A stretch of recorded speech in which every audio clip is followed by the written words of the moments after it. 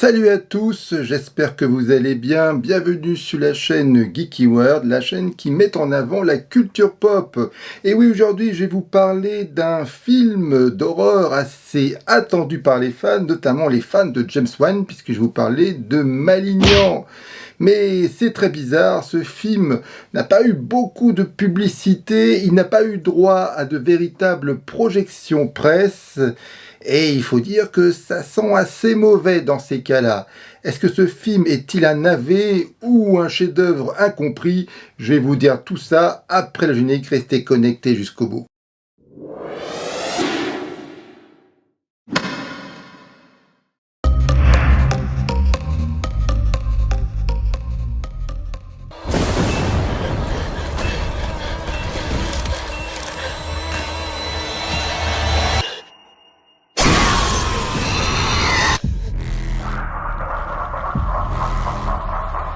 Que raconte Malignan? Eh bien, c'est l'histoire d'une femme qui a des visions de meurtre.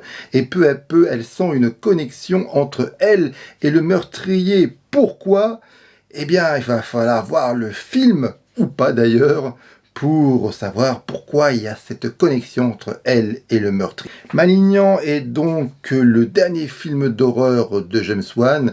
James Wan est un cinéaste que nous connaissons tous, enfin j'imagine si vous regardez cette vidéo, c'est le réalisateur du Premier Saut et de loin le meilleur film de la franchise. C'est lui qui a conçu le fameux Conjuring Universe en réalisant les 2 premiers films et en produisant tout un univers autour, tous les spin-offs comme Annabelle, La Nonne et d'autres films. Il a également décidé de réaliser des blockbusters avec Fast and Furious numéro 7 et Aquaman, une production DC Comics, et ces 2 films ont tout de même rapporté plus d'1 milliard de dollars de recettes. Alors oui, on peut dire que James Wan, c'est un peu le Wonder Boy des studios Warner, car jusqu'à maintenant, tout ce qui touche, c'est quasiment de l'or.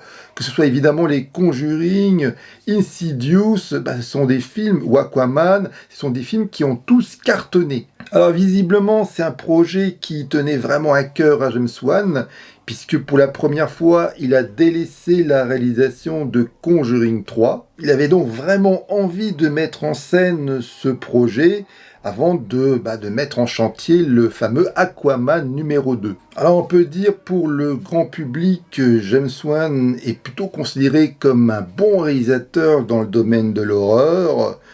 Le premier Conjuring est souvent cité parmi les films préférés de la jeune génération qui découvre les films d'horreur au cinéma. Alors, qu'en est-il de ce Malignan? Alors le film se fait démolir un peu partout, notamment par les critiques qui l'ont vu un peu en même temps que les spectateurs, puisqu'il n'y a pas eu, je le répète, de projection presse. Le public, il faut bien le dire, est également divisé. Alors, pourquoi, me direz-vous? Eh bien, la réponse est très simple. Malignan est un véritable nanar. Un nanar qu'on n'a pas vu sur grand écran depuis 10, 20, 30 ans, que sais-je, car c'est un vrai nanar, c'est un vrai film bis, et ça fait longtemps qu'on n'a pas vu un tel film sur grand écran. Les navets, ce sont souvent des films cyniques comme Sharknado, des films qui se veulent être soi-disant des nanars, mais qui, de façon cynique, font exprès de réaliser des mauvais films, de reprendre les codes du genre du nanar, ce qui fait que, à la sortie, on a un mauvais film, oui, mais qui n'est pas sincère. Tandis que, là, avec Malignan, c'est une œuvre sincère, et je pense sincèrement que James Wan, oui, comme je l'ai dit, pensait réellement réaliser un bon film. On voit vraiment que ce film tenait vraiment à cœur au réalisateur. Au niveau mise en scène, il y a toujours une certaine inventivité. La caméra n'arrête pas de bouger. Il y a souvent des travelling circulaires autour des personnages. Lorsque les personnages se baladent dans les baraques, la caméra n'arrête pas de les suivre, que ce soit en plongée ou en contre-plongée. Donc on peut vraiment dire qu'on a une mise en scène baroque. En termes de violence, on peut dire que là, James Wan se donne un cœur joie dans le gore, en tout cas dans certaines séquences. On n'a pas vu James Wan se lâcher dans un film d'horreur à un tel point depuis son premier saut. Notamment, il y a cette séquence complètement dingue dans un commissariat où le tueur, la créature, se met à massacrer toutes les personnes qui s'opposent à elle dans ce commissariat. On n'a pas vu un tel massacre depuis le premier Terminator. C'est absolument jouissif. Les meurtres sont souvent assez ritualisés, ce qui fait qu'on voit très bien que ce film rend un vibrant hommage à un des maîtres de James Wan. Il lui rendait déjà hommage dans le premier saut, c'est-à-dire Dario Argento. On a ce même côté, cette même mise en scène, on va dire, baroque. Il y a ce même côté, cette envie de ritualiser les meurtres. On a aussi, je trouve, une photographie, une colorimétrie assez belle, soignée et travaillée. Même si certains vont dire que c'est un peu du n'importe quoi, on n'est pas du tout dans quelque chose de réaliste, que en termes de la colorimétrie, ça va suivant les plans, ça va à des couleurs assez vives, à des couleurs assez froides, enfin il n'y a pas vraiment de continuité là-dedans. Je pense que c'est voulu. Alors le scénario, comment dire, le scénario, eh bien oui, c'est une intrigue avant tout policière, rythmée par des séquences de meurtre. Il faut dire que le rythme est plutôt trépidant. J'ai pas senti qu'il y avait un ventre mou dans ce film. Les meurtres s'enchaînent très rapidement, on ne s'ennuie pas. En tout cas, moi, je ne me suis absolument pas ennuyé. Les acteurs sont très souvent dans le surjeu, notamment bien l'héroïne Annabelle Wallis, qu'on a déjà vu, c'était déjà l'héroïne dans le premier Annabelle, une autre production James Wan, et là elle est constamment dans le surjeu, chose qui est un peu étonnante d'ailleurs, puisque dans Annabelle, elle était plutôt dans le sous-jeu.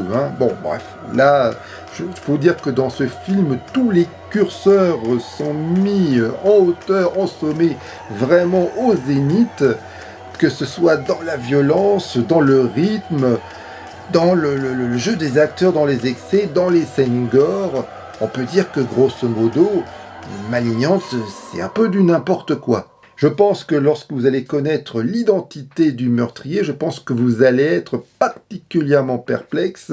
Alors oui, vous l'avez compris, Malignante, c'est un peu du n'importe quoi. C'est du n'importe quoi, je l'espère, assumé, même si j'en suis pas certain.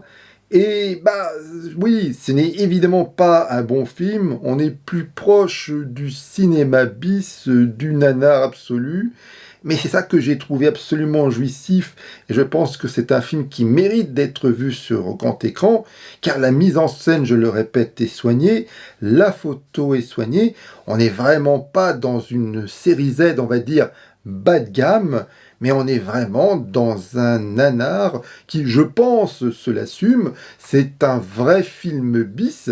C'est un film cinéma bis qu'on n'a pas du tout l'habitude de voir, en tout cas sur grand écran. C'est quand même, je pense, j'ai pas le budget du film, mais je pense que c'est un film qui a dû coûter 20 patates. Et c'est incroyable ce que James Wan s'est permis de réaliser avec, on va dire, 20 millions de dollars. C'est un vrai film bis, un vrai nanar. Et moi, qu'est-ce que vous voulez que je vous dise? J'ai pris mon pied en le regardant. Alors oui, il n'y a rien qui va dans ce film, je pense, mais qu'est-ce que vous voulez? Moi, j'ai pris mon pied, j'aime le cinéma bis, j'aime le nanar sincère, et pour moi, ça ne fait pas de doute, Malignante est un nanar sincère. Voilà, j'ai pas trop de choses à rajouter. Oui, les effets spéciaux sont pas mal, voilà.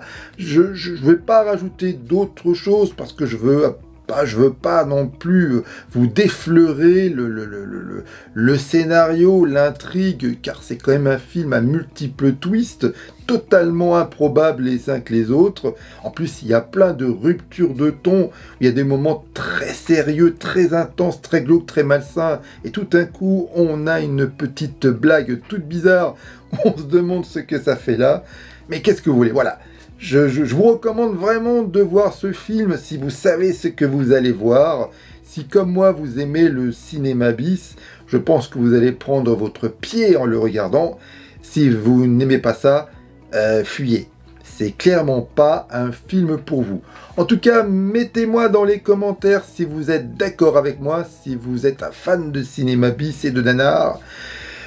N'hésitez pas à liker la vidéo, à la partager, car le partage c'est la vie et c'est important pour le référencement, vous le savez aussi bien.